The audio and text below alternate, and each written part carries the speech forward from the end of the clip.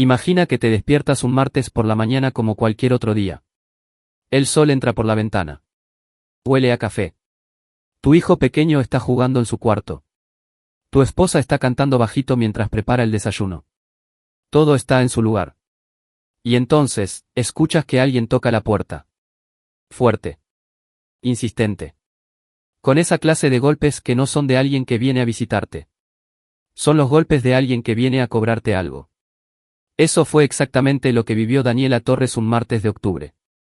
Tenía 34 años, 2 hijos, un matrimonio estable y toda una vida construida dentro de ese apartamento en el tercer piso de un edificio tranquilo en la ciudad. Daniela abrió la puerta esperando encontrar al vecino, al repartidor, a alguien familiar. Pero lo que encontró fue a 2 hombres de traje con una carpeta de documentos en la mano y una expresión seria que le heló la sangre. Señora Torres, dijo el más alto de los dos, somos representantes de la empresa constructora Horizonte. Venimos a informarle que usted tiene hasta las 5 de la tarde de hoy para desocupar esta propiedad. El edificio fue adquirido legalmente hace 3 semanas. Daniela pensó que era una broma. Pensó que se había equivocado de piso. Pensó que había una confusión de nombres, de números, de algo. Disculpen, respondió con voz temblorosa, creo que hay un error. Esta es mi casa. Yo llevo 12 años viviendo aquí. El hombre de traje no se inmutó. Le extendió la carpeta. No hay ningún error, señora. Esta propiedad fue vendida el 18 de septiembre por su propietaria legal. Aquí están los documentos notariados. La nueva empresa propietaria le ha dado 30 días de cortesía desde esa fecha. El plazo vence hoy. Daniela tomó los papeles con manos temblorosas. Los leyó. Los volvió a leer. Y entonces vio un nombre que nunca esperaba ver ahí. El nombre de la vendedora. El nombre de la persona que había firmado esa transacción. La persona que había recibido el dinero. La persona que había tomado esa decisión sin decirle una sola palabra. Era el nombre de su madre. Ese momento fue como si el suelo desapareciera bajo sus pies. No es una metáfora. Literalmente, Daniela tuvo que sostenerse del marco de la puerta porque sus rodillas dejaron de funcionar. Su madre. ¿Cómo era posible? Ella pensaba que el apartamento era suyo. Bueno, casi. La historia es más complicada que eso, y esa complicación fue exactamente la que su madre usó como arma. Verás, 12 años atrás, cuando Daniela tenía 22 años y acababa de casarse con Rodrigo, su madre, Carmen Torres, le ofreció el apartamento como regalo de bodas. Es tuyo, mi amor, le había dicho Carmen aquella tarde en la notaría. Tú y Rodrigo vivan ahí y sean felices. Pero Carmen no lo puso a nombre de Daniela ese día. Es solo un trámite de tiempo, le explicó entonces. Hay unas deudas que tengo que aclarar primero para que la transferencia salga limpia. En unos meses lo ponemos a tu nombre y listo. Daniela confió en su madre. Por supuesto que confió en ella. Era su madre. Y esos meses se convirtieron en un año. Y ese año en 3. Y esos 3 años en 12. Y cada vez que Daniela preguntaba por el trámite, su madre tenía una respuesta tranquilizadora. Ya casi, mija. Estamos en eso. No te preocupes, eso es tuyo. 12 años de confianza. 12 años de ya casi. 12 años viviendo en una casa que juraba que era suya. Y su madre, sin decirle nada, sin advertirle nada, sin darle ninguna oportunidad de reaccionar, había vendido ese apartamento 3 semanas atrás. Daniela cerró la puerta. Los hombres de traje le dijeron que volvían a las 5. Se quedó parada en el pasillo de su propio hogar, sosteniendo esos papeles, escuchando a sus hijos reír en la habitación de al lado. Y entonces se derrumbó. No lloró inmediatamente. Primero vino el shock. Ese silencio interno que sientes cuando tu cerebro no puede procesar lo que acaba de ocurrir. Como cuando ves un accidente y durante un segundo no entiendes lo que estás viendo. Luego vino el miedo. Un miedo físico, visceral. ¿A dónde iban a ir? Esa noche. Con los niños. Con todas sus cosas. Y después, lentamente, como el agua que empieza a hervir, llegó algo más. La rabia. Tomó su teléfono y marcó el número de su madre. Timbró una vez. 2 veces.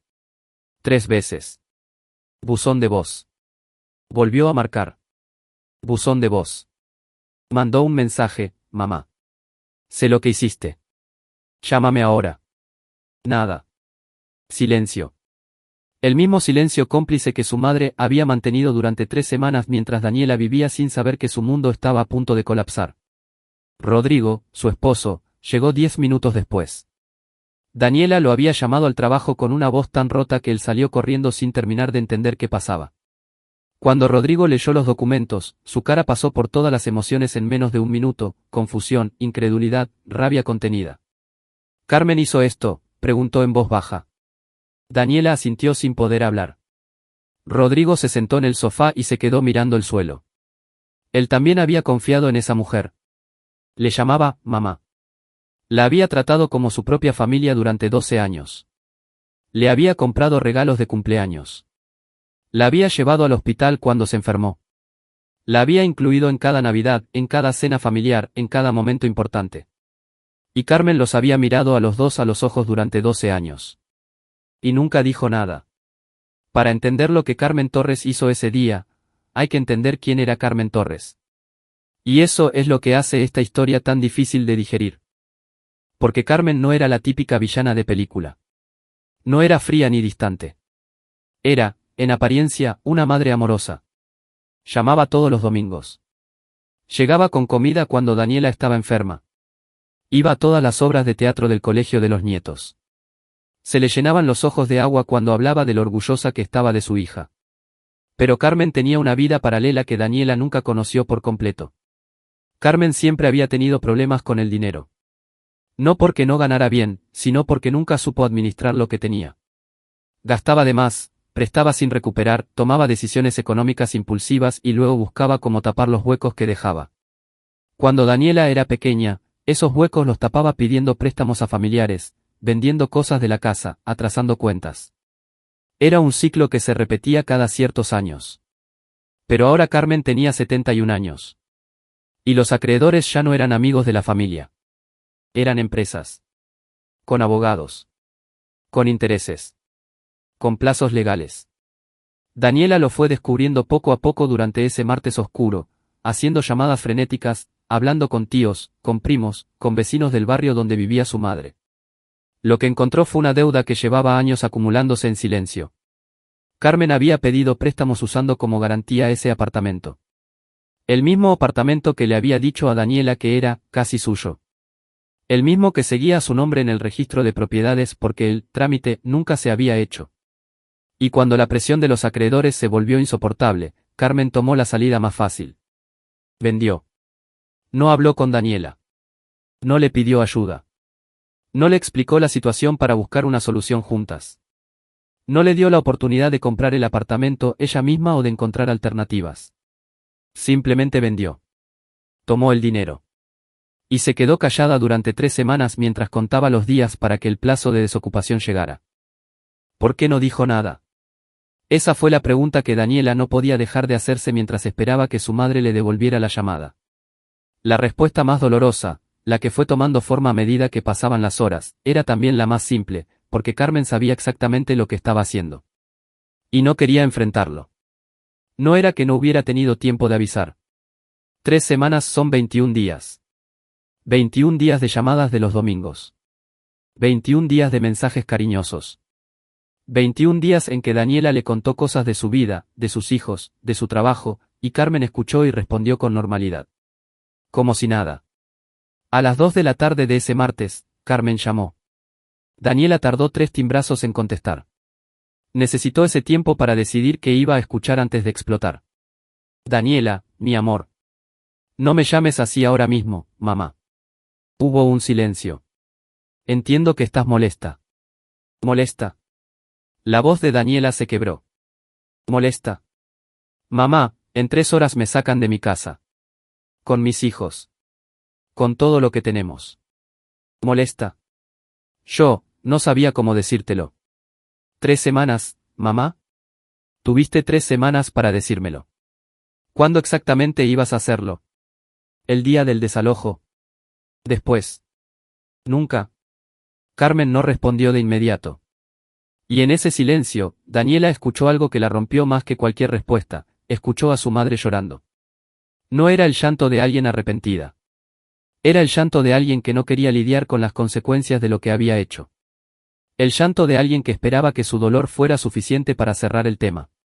Lo necesitaba, Daniela. Tenía deudas. Estaba en una situación muy difícil. Y yo no. Nosotros no. Los niños. Más silencio. ¿Cuánto te dieron por la casa, mamá? Carmen tardó en responder. 140.000. Daniela cerró los ojos. 140.000. El valor de 12 años de su vida. De la habitación donde nacieron sus hijos. Del rincón donde Rodrigo y ella habían construido todo lo que tenían. 140.000 que no llegaron a sus manos. Que no les dieron ninguna opción. Que no les resolvieron nada. Que simplemente desaparecieron en las deudas de una mujer que no supo decir, necesito ayuda, antes de que fuera demasiado tarde. Daniela colgó sin decir adiós.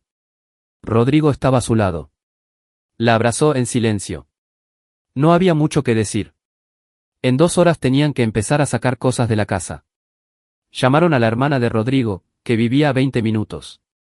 Ella llegó con su marido y sin hacerles preguntas empezaron a empacar lo más esencial. Ropa. Documentos.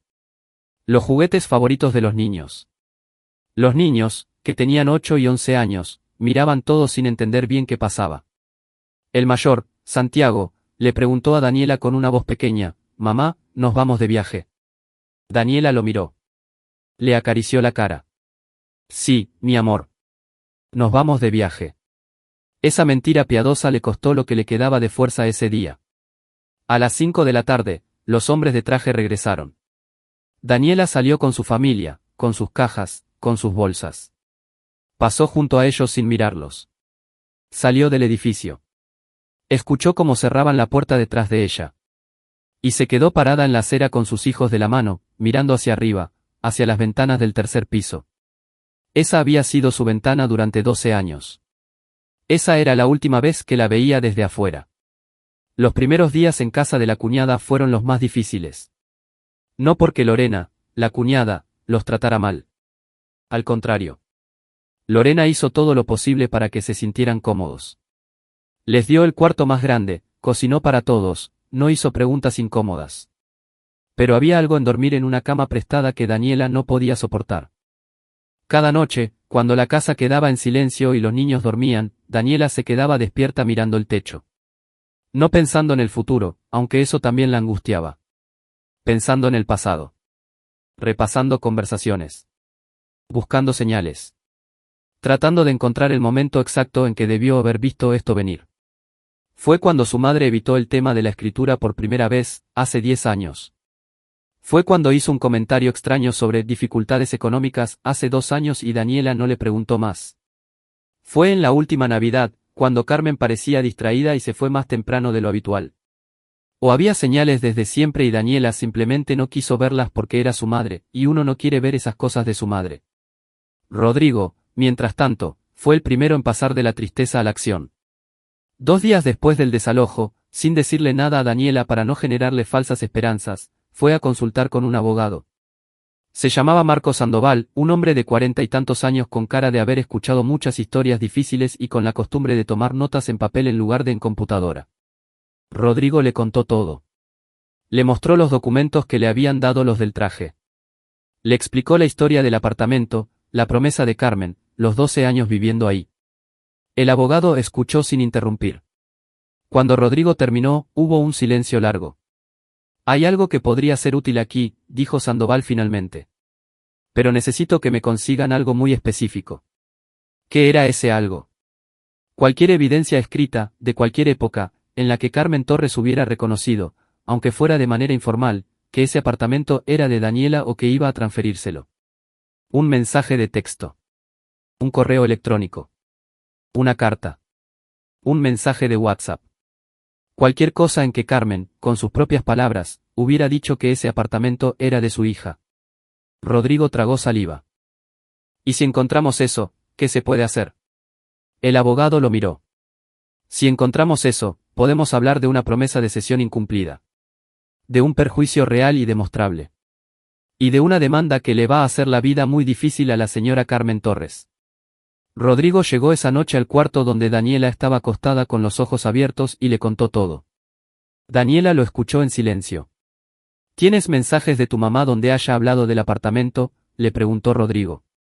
Daniela pensó por un momento. Y entonces, muy despacio, una chispa apareció en sus ojos. Espera. Se sentó en la cama. Tomó el teléfono. 12 años de mensajes de WhatsApp.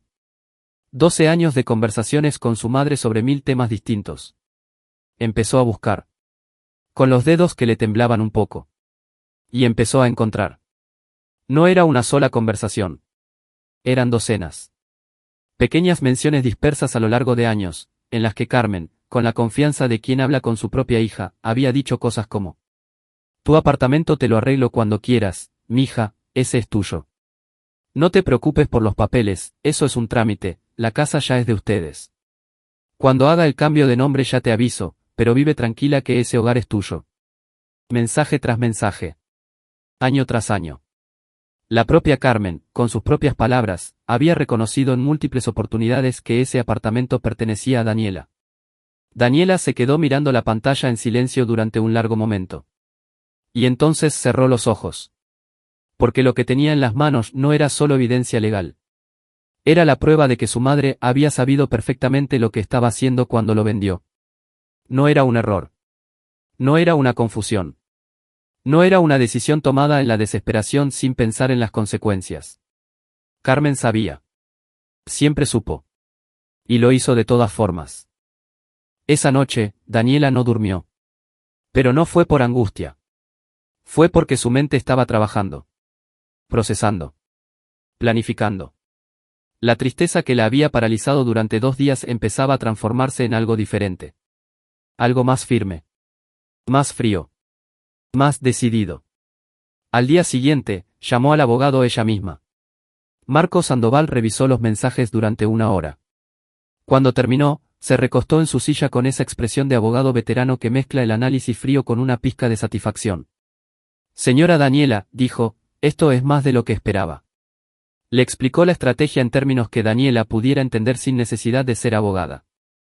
Había 2 caminos legales que podían explorar simultáneamente. El primero era una demanda civil por incumplimiento de promesa de cesión de propiedad. En los mensajes, Carmen había prometido en múltiples ocasiones transferir la propiedad a Daniela. Nunca lo hizo. Y al vender el inmueble a un tercero, esa promesa no solo fue incumplida sino destruida intencionalmente para beneficio propio. Eso tenía un valor económico demostrable, no solo el valor del apartamento, sino los daños causados por el desalojo, gastos de mudanza, alquiler temporal, impacto en los menores. El segundo camino era más complicado pero potencialmente más poderoso, una investigación sobre si la venta del apartamento podría constituir un acto en perjuicio de terceros, dado que Carmen había estado usando el inmueble como garantía de préstamos mientras simultáneamente prometía cederlo a su hija. ¿Cuánto tiempo llevaría esto?, preguntó Rodrigo. Meses. Posiblemente más de 1 año hasta una sentencia definitiva. Y mientras tanto, dijo el abogado, les recomendaría hacer algo más. Entrelazó las manos sobre el escritorio. Hay una figura legal que se llama medida cautelar. Básicamente, es pedirle al juez que mientras dura el proceso congele los bienes de su madre. Si Carmen Torres recibió 140.000 por ese apartamento, ese dinero no debería ir a ningún lugar hasta que un juez decida a quién le corresponde. Daniela lo miró fijamente. ¿Se puede hacer eso? Con lo que usted me trajo hoy, sí. Es un argumento sólido. Daniela firmó los papeles esa misma tarde. Lo que vino después fue algo que no esperaban, la velocidad del sistema cuando los argumentos son sólidos. En menos de 2 semanas, la demanda fue admitida. En menos de 3, el juez aprobó la medida cautelar. Carmen Torres recibió una notificación oficial, sus cuentas bancarias, incluyendo aquella donde había recibido el dinero de la venta, quedaban temporalmente congeladas mientras duraba el proceso judicial. ¿Cómo reaccionó Carmen? Con furia. Con negación. Con algo que, en su mente, probablemente era injusticia. Le mandó mensajes a Daniela que ella no respondió. Le mandó mensajes a Rodrigo que él leyó y guardó como evidencia adicional. Le llamó a familiares contando su versión, que Daniela la estaba persiguiendo, que era ingrata, que ella solo había hecho lo que tenía que hacer para sobrevivir. Algunos familiares le creyeron. Otros llamaron a Daniela para escuchar su versión. Y cuando Daniela les mostró los mensajes, cuando les explicó que había salido de su casa con sus hijos sin previo aviso, el silencio al otro lado del teléfono lo decía todo. No era fácil defender a Carmen frente a esa realidad. Pero hubo algo más que ocurrió en esas semanas. Algo que Daniela no había anticipado. Mientras el proceso legal avanzaba, Daniela empezó a recibir llamadas de otras personas. La primera fue una tía, hermana de Carmen, que la llamó llorando para decirle que ella también le había prestado dinero a Carmen hace años. 20.000. Nunca los recuperó. La segunda fue una vecina del barrio donde vivía Carmen, que le contó que Carmen debía meses de cuotas a un prestamista del vecindario. La tercera fue más impactante, una prima de segundo grado que resultó ser una de las personas que había firmado como garantía en uno de los préstamos de Carmen, y que llevaba años temiendo que le llegaran consecuencias sin entender bien por qué. Lo que estaba apareciendo, capa por capa, era un patrón. Carmen no había cometido un error desesperado una sola vez. Había estado construyendo una pirámide de deudas, promesas rotas y verdades a medias durante años. El apartamento de Daniela no era la única pieza que había movido sin decírselo a nadie. Era solo la más grande. Y la más íntima. Porque Daniela era su hija. El abogado Sandoval escuchó todo esto con atención. Cada persona que tenga un reclamo económico contra su madre necesita documentarlo, les dijo. Porque si esto llega a un proceso de insolvencia, hay un orden de prioridad para cobrar. Ustedes tienen los argumentos más sólidos, pero más documentación siempre ayuda. Rodrigo tomó nota de todo. Daniela, sentada frente al escritorio del abogado, miraba el expediente que ya tenía varias decenas de páginas. Hacía un mes ella era una mujer que dormía tranquila en su cama, convencida de que su mayor problema era que los niños no querían comer verduras. Hoy tenía un expediente judicial contra su propia madre. La vida puede cambiar en una mañana. En el tiempo que tarda alguien en tocar la puerta. Pasaron 4 meses. Daniela y su familia seguían viviendo en el apartamento alquilado que habían conseguido. La vida continuaba, como siempre lo hace, incluso cuando se siente imposible. Los niños se habían adaptado mejor de lo que Daniela esperaba. Santiago, el mayor, le preguntó un día si la abuela había hecho algo malo. Daniela tardó en responder. La abuela tomó una decisión que nos lastimó mucho, dijo finalmente. Y eso tuvo consecuencias. Santiago la miró con esos ojos de 11 años que a veces parecen de 40. ¿La vas a perdonar algún día?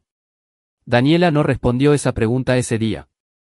El proceso judicial avanzó más rápido de lo esperado, en parte porque los argumentos eran sólidos y en parte porque Carmen no consiguió un buen abogado desde el principio.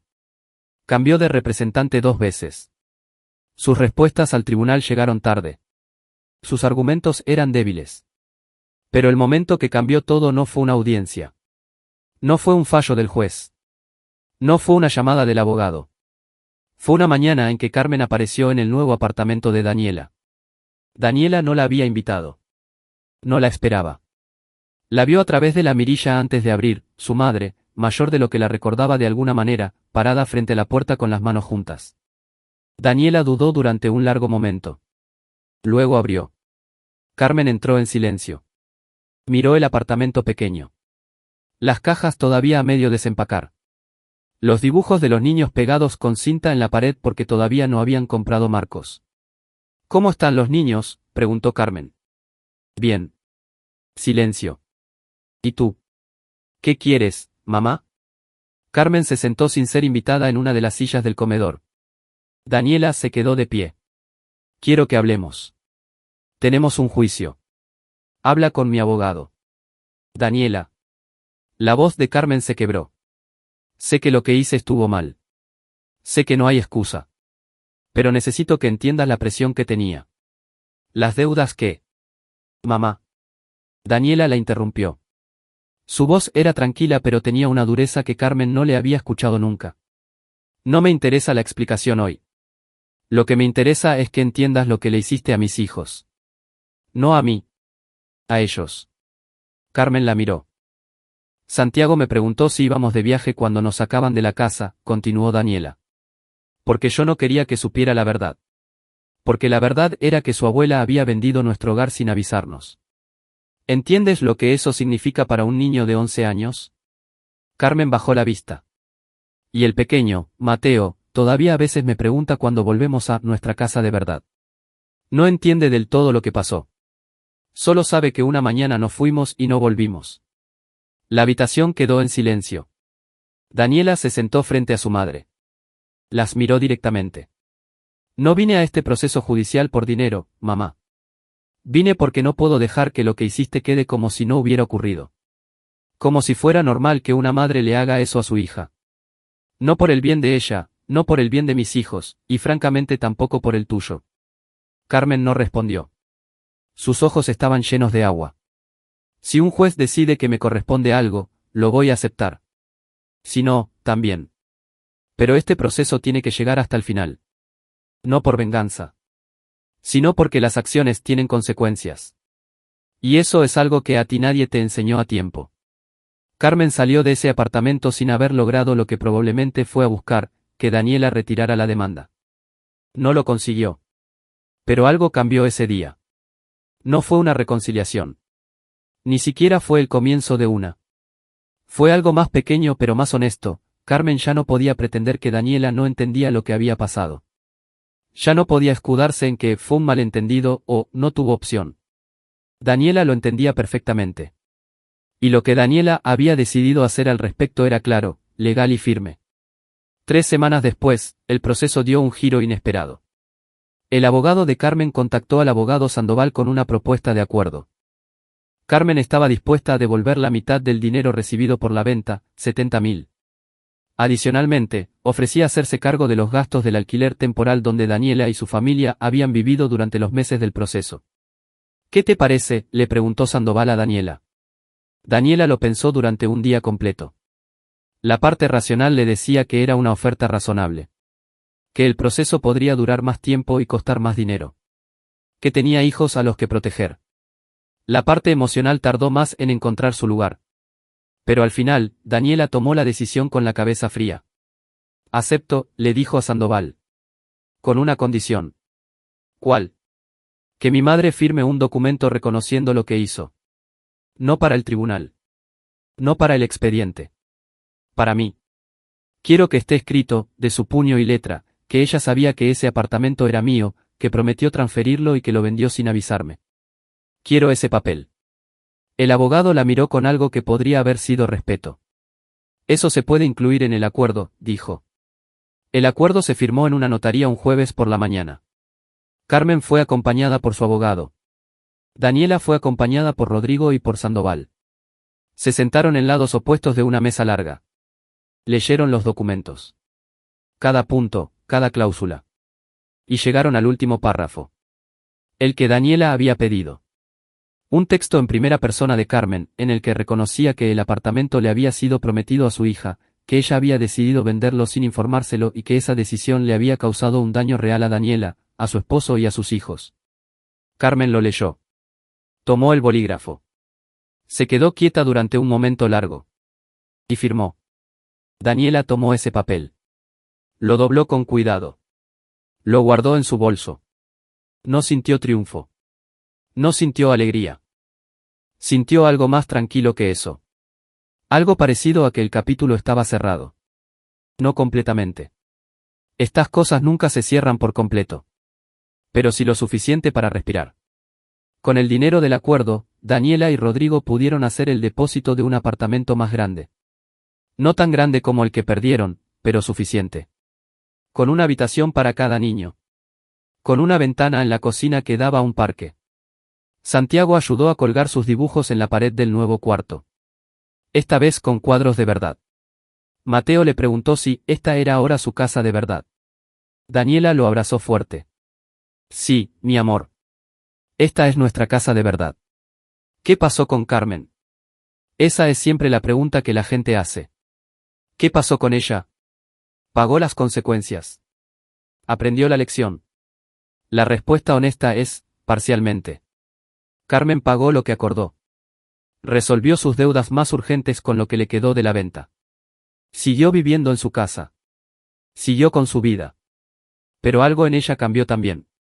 No de manera dramática. No en un momento de epifanía cinematográfica. Sino de forma silenciosa y gradual. Empezó a llamar menos. No porque Daniela la bloqueara, sino porque ella misma parecía no saber qué decir ya. Las conversaciones que antes fluían naturalmente ahora tenían pausas extrañas, temas que ninguna de las dos tocaba, un espacio entre ellas que el tiempo aún no ha llenado del todo.